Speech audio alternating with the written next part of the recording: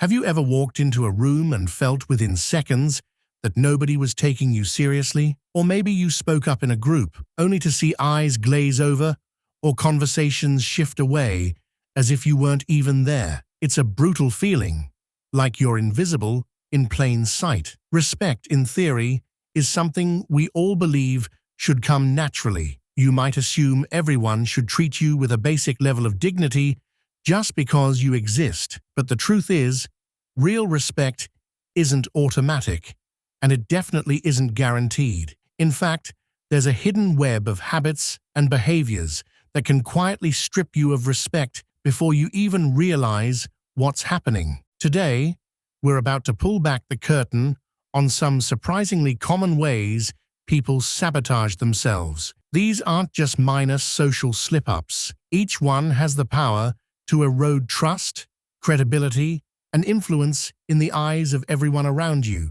family, friends, co-workers, even that fleeting stranger you met for 5 minutes. What's especially alarming is how each habit can seem harmless at first glance.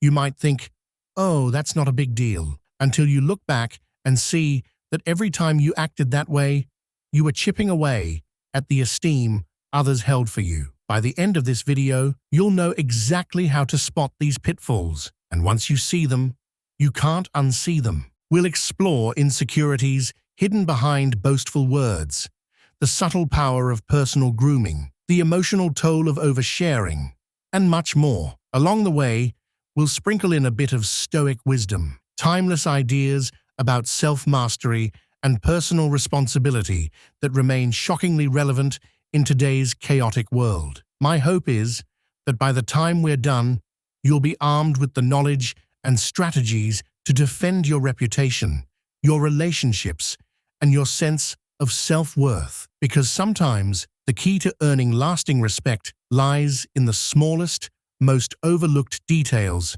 of daily life. Think you're already in the clear? Let's find out. Stick around, and you might be surprised by the habits that have quietly held you back, or even changed how people see you. Let's start with a flaw that can be so tempting, yet so destructive, it can isolate you before you realize the damage is done. Section 1. The hidden damage of bragging. You've seen it on social media.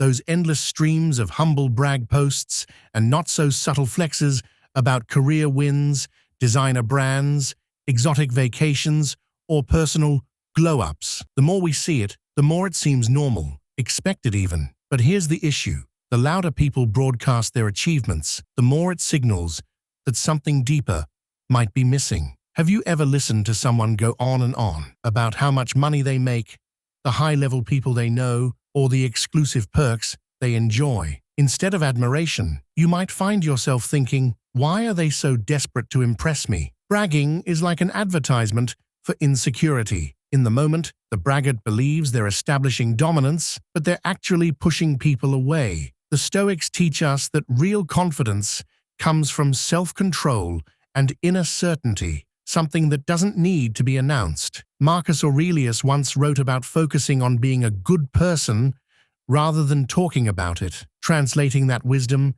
into modern terms, let your actions draw people's respect, not your words. But it's not just about how others see you. When you brag, you reinforce the idea in your own mind that external praise is essential for your self-worth. Over time, you become hooked on those fleeting moments of validation. It's like being stranded in a desert, constantly thirsty and chasing the next drop of approval. The problem is, each boastful remark creates more distance between you and genuine connection. People might smile politely, but privately, they often see it as a red flag, wondering if you value genuine relationships or just want an audience. Another hidden cost is that people who brag frequently set themselves up for future embarrassment. If you're constantly hyping up your achievements or talents, any future slip-up or failure gets magnified tenfold. You lose the goodwill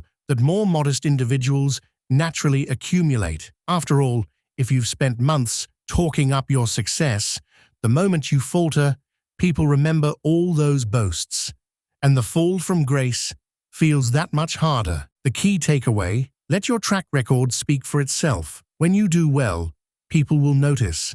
When someone praises you, accept it graciously and move on. Keep the focus on the substance of what you do, not on the performance of it. You'll likely see a shift in how people respond. Less eye-rolling, more genuine interest. Because the truly impressive don't need a loudspeaker. They can stand on the merits of what they've built. Transition. Speaking of standing on merit, what about how you present yourself physically? You might have the best ideas or intentions in the world, but if you're neglecting a key first impression, you could be sabotaging respect without saying a word. Section 2. The impact of neglecting appearance and grooming. First impressions are fast, blazingly fast. In mere seconds, people look you over and make snap judgments about your competence, discipline, and even trustworthiness.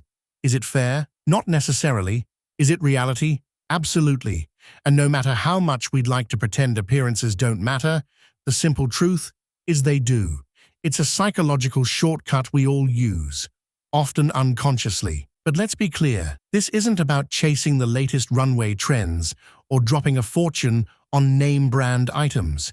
It's about basic respect for yourself, wearing clothes that fit, keeping them clean and wrinkle-free, and paying attention to simple grooming habits like neat hair, clean nails, and fresh breath can make all the difference. When you see someone walk into a room looking disheveled, you might naturally assume they're disorganized in other parts of their life as well. It's not a conscious choice to judge them. It's just the way human perception works. Picture this. You've got two candidates interviewing for a job. Both are equally qualified. One shows up with scuffed shoes, a stained shirt, and hair that looks unwashed. The other arrives with a tidy ensemble, clean shoes, and a confident, put-together demeanor. Even if the first candidate is a genius, the hiring manager might start off with doubts. In a professional setting, people often interpret appearance as a reflection of how someone handles tasks, responsibilities, and even personal discipline. That might not always be accurate, but it's how the human mind draws conclusions. From a Stoic point of view, discipline is paramount. Seneca and Epictetus often emphasize the importance of self-command, and part of that includes tending to your outward presentation. It's not about vanity, it's about aligning your external habits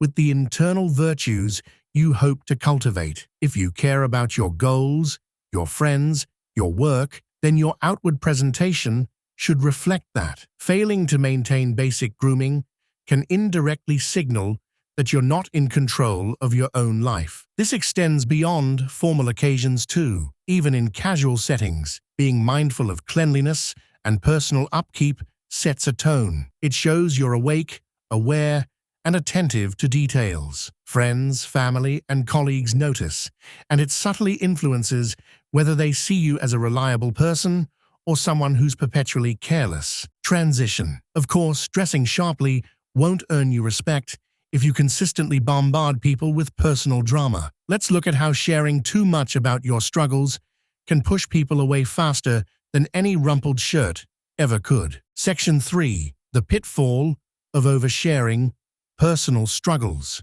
We all face challenges: heartbreak, financial strain, family disagreements, workplace stress. Talking about these problems can be cathartic and necessary with the right person, like a close friend, a professional counselor, or a loved one. But the key phrase there is the right person. When every conversation becomes an emotional dump, you risk alienating the very people you're looking to connect with. Oversharing often comes from a genuine place. Maybe you're craving empathy, or you think being totally open will bring you closer to others. Yet, there's a line between healthy vulnerability and turning every small issue into a sprawling saga. Imagine you bump into a colleague at lunchtime, and within 5 minutes, they've launched into a detailed account of all the personal dramas they've faced that morning. It leaves you feeling drained. You might worry that any interaction with this person will turn into an emotional marathon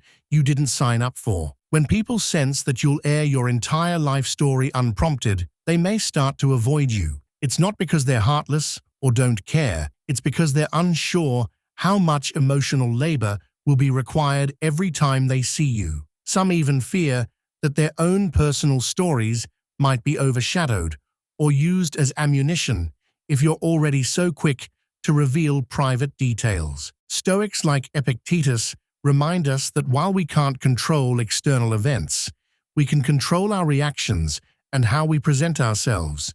Continually venting can signal a lack of emotional regulation. There's no shame in seeking help for hardships. In fact, that can be a very Stoic approach, identifying a problem and finding constructive solutions. But there's a big difference between constructive support seeking and offloading your burdens onto everyone you meet. If you find yourself constantly wanting to talk about your latest crisis, pause and ask, is this person the right audience?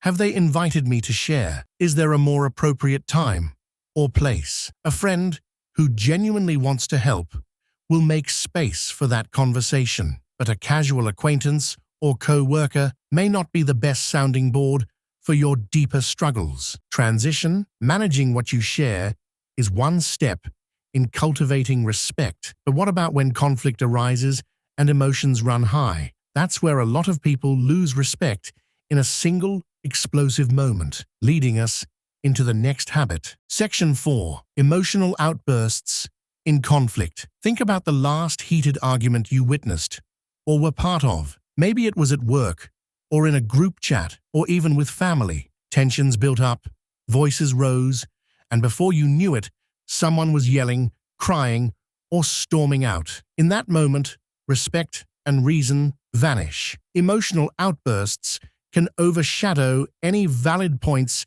you might have. Even if you're 100% correct logically, people tend to dismiss the content of your argument if it's delivered through tears, rage, or personal attacks. Losing your composure signals a lack of self-control. Stoicism is all about mastering your internal state, recognizing that while you can't control how others behave, you can always control how you respond. When you blow up in a conflict, you hand over your power to the other person. They can label you as emotional or unstable, and suddenly they've taken the moral high ground, even if they triggered your reaction in the first place. Remember, people watch how you handle stress, especially in confrontational scenarios. If you can remain calm, address the issue at hand, and avoid personal digs, it shows emotional maturity. It also keeps the argument on topic. Yelling or crying often derails the discussion, making it about feelings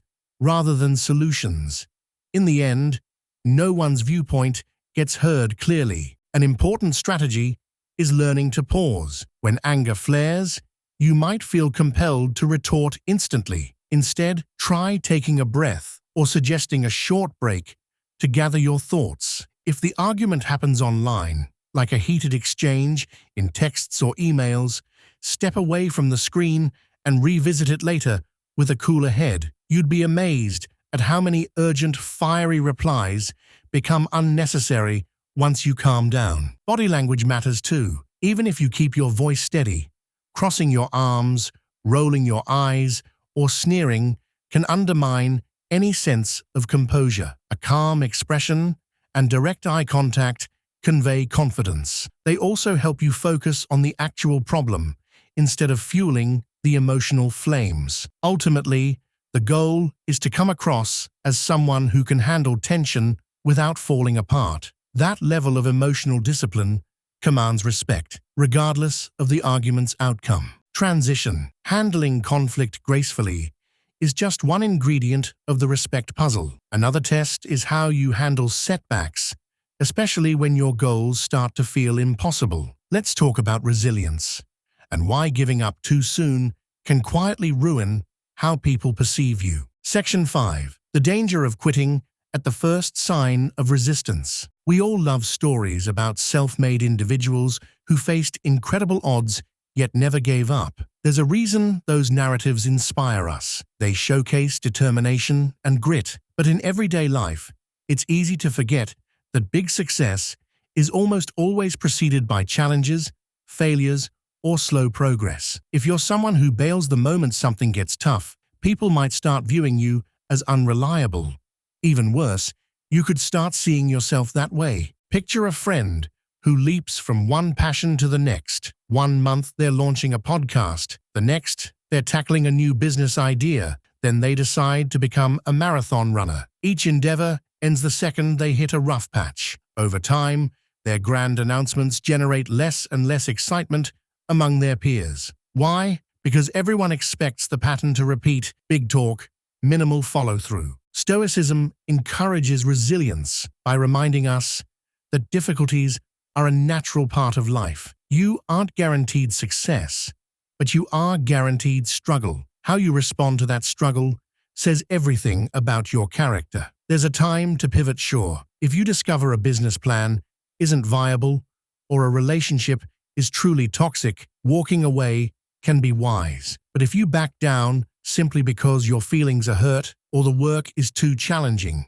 you send a message to everyone around you: I'm not really committed. Eventually, people hesitate to invest in your ideas or trust you with bigger responsibilities. Even more damaging is the effect on your self-esteem. Each instance of quitting reinforces a mental habit: I can't handle it when things aren't easy. Over time, you might find yourself adopting a victim mentality, assuming external factors always conspire against you. But if you push through that discomfort, if you stay the course, even when it feels futile, you build a new self-image. I'm someone who can rise to the occasion. That inner confidence radiates, and people respect it. They see you as someone who doesn't fold under pressure, someone who's reliable when the stakes are high. So the next time you're tempted to quit a challenging goal, ask yourself if it's genuinely not serving you, or if you're just avoiding the discomfort that leads to growth. Because nothing commands respect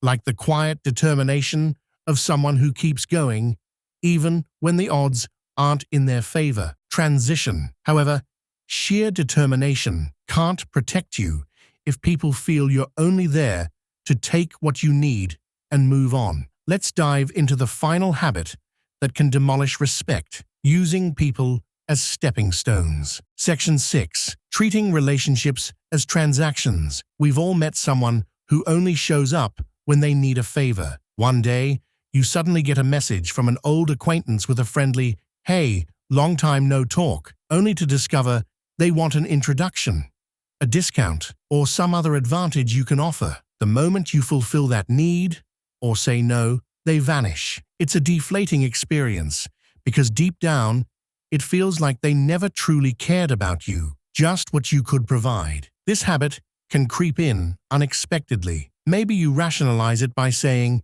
"It's a tough world. Networking is part of the game." While that's true, genuine networking is about building real connections, not leeching off each other. When you reduce relationships to transactions, you miss out on meaningful bonds, genuine loyalty, and the intangible goodwill that people freely offer to those they trust. Even if you're good at hiding your intentions, people can sense when you view them purely as a resource. This leads to a brittle foundation. The second they feel used, they step away. Once someone withdraws their respect, it's almost impossible to regain. This applies to work settings, friendships, and even family relationships. If your conversation topics always revolve around what you need or how the other person can help you, you're broadcasting self-interest. From a Stoic perspective, true virtue involves treating others with honesty and empathy, not as tools in your personal quest. If you genuinely help someone without expecting something back, that generosity tends to come full circle. People remember kindness. They remember authenticity. In the long run, investing in real connections yields more benefits than any quick, self-serving manipulation. Short-term gains can't compare to the lasting respect you build by being there for people when there's no immediate payoff for you. Consider this simple test. Reflect on your recent conversations and messages. How often have you initiated contact purely to check on someone's well-being, versus how often you reached out with an agenda or request? If the ratio is heavily skewed, you might be slipping into a transactional mindset. Nobody wants to feel like a pawn in someone else's hustle. Respect is sustained when people know you value them as individuals, not just as stepping stones to your goals. Section 7. Stoic Insights on Earning and Keeping Respect. Before we conclude, let's take a step back and glean some overarching wisdom from the Stoics. They taught that external validation, praise, admiration, status, can be fleeting and outside our control. Epictetus famously said that we should focus on what we can control: our actions, our attitudes, and our judgments. When it comes to respect, that means recognizing that people's perceptions aren't entirely up to us. However, the habits we cultivate can either strengthen or weaken those perceptions. Self-awareness. Catch yourself when you're about to boast or when you feel an emotional outburst coming on. Use that moment to pause and choose a different route. Discipline. Take care of your physical presentation. Show up reliably. Don't give up when things are hard. These consistent acts of discipline speak louder than any clever words. Empathy. Treat others as more than tools for your own benefit. Build relationships rooted in mutual respect and genuine care, not just strategic advantage. Stoicism doesn't say you shouldn't value respect. It suggests you shouldn't base your entire self-worth on it. Ironically, when you're less desperate for recognition, you often end up receiving more of it. That calm self-assuredness makes people think, this person has their life together, and they aren't clamoring for my attention or approval. I respect that. Section 8. Thought-provoking conclusion. Let's recap the 6 habits that silently corrode respect. 1. Bragging or boasting. Loud self-promotion often signals deep insecurity and repels genuine admiration. 2. Neglecting appearance and grooming. Fair or not, first impressions matter, and a careless presentation can undermine your credibility in seconds. 3rd. Oversharing personal struggles. Healthy vulnerability is good, but constant venting can exhaust and alienate those around you. 4. Emotional outbursts in conflict. Yelling, crying, or name-calling strips away your power and makes you seem incapable of handling pressure. 5. Quitting at the first sign of resistance. Resilience is inspiring. Consistent, reflexive quitting is not. 6. Using people as stepping stones. Transactional relationships crumble quickly, leaving you without true allies or lasting respect. Now ask yourself, are any of these habits creeping into your life? Sometimes they slip in so subtly that you don't notice them until they've already done damage. The good news is that habits can be changed. By applying a little self-awareness and discipline, you can turn these pitfalls into opportunities for growth. When you stop bragging, you create space for meaningful conversations. When you present yourself well, you signal reliability. When you share your struggles appropriately, people empathize instead of feeling burdened. When you remain calm in conflicts, you become a guiding force rather than a source of chaos. When you stick to your goals, others see you as trustworthy. And when you truly value others, you build friendships and networks that stand the test of time. It's easy to say, I don't care what people think of me, but we're social beings. We do care, and that's okay. Wanting respect isn't vanity, it's part of being human. The trick is not to let the pursuit of it consume you. Instead, use these habits as a roadmap to where your blind spots might be. Tackle them one by one and watch how it changes not just the way people treat you, but how you feel about yourself. Because at the end of the day, the external respect you gain often mirrors the inner respect you cultivate for yourself. So here's a final question for you. Which of these habits do you recognize in your life right now?